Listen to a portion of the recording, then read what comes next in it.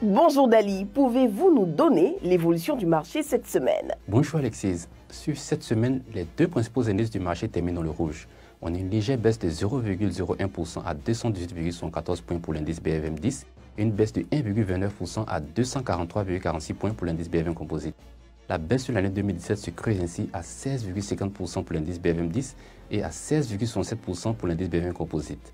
Et sur cette semaine, on a eu droit en termes de publication au fractionnement des titres SGBCI et à la publication des résultats semestriels du groupe Ecobank. Merci Dali. Et peut-on avoir un peu plus de détails sur les fractionnements des titres SGBCI? Bien sûr Alexis. Alors, le fractionnement effectif des titres SGBCI s'est fait ce vendredi 25 août 2017 par un rapport de 10 actions nouvelles pour une action ancienne.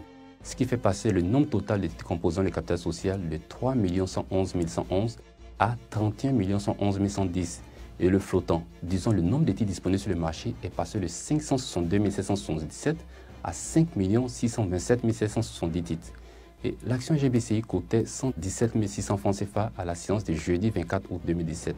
Et à l'issue du fractionnement par 10, elle a ouvert la séance de vendredi 25 août 2017 à 11 760 francs CFA.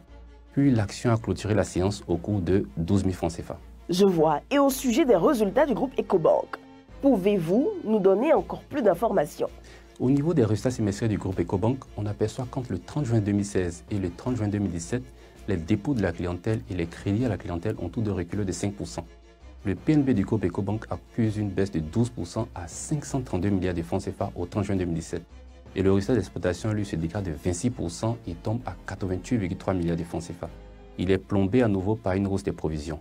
Et quant au résultat net consolidé, il est lui en baisse de 20% à 72 milliards de francs CFA au 30 juin 2017. Merci Dali. Et au niveau de l'évolution du titre sur le marché boursier? Ces résultats ont été publiés ce jeudi 24 août 2017 et l'action est passée de 23 francs CFA à 22 francs CFA le vendredi 25 août 2017.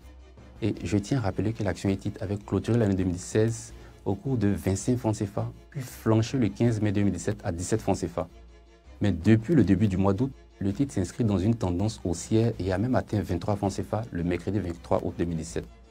Il faut aussi dire que l'action ETIT est cotée au Ghana et au Nigeria.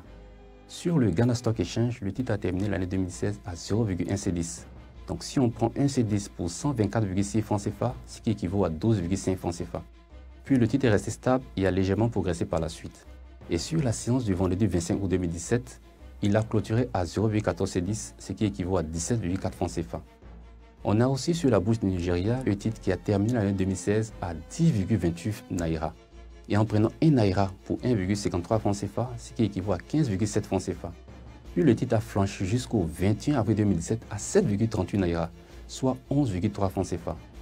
Mais depuis le début du mois d'août, le titre a aussi considérablement progressé et se tient au 25 août 2017 à 18 Naira, ce qui équivaut à 27,5 francs CFA. En résumé, l'action ETIT coûte sur la séance du vendredi 25 août 2017 autour de 17 francs CFA au Ghana Stock Exchange, 22 francs CFA sur la BFM et 27,5 francs CFA sur le Nigeria Stock Exchange. Merci bien Dali pour ces explications. À très bientôt.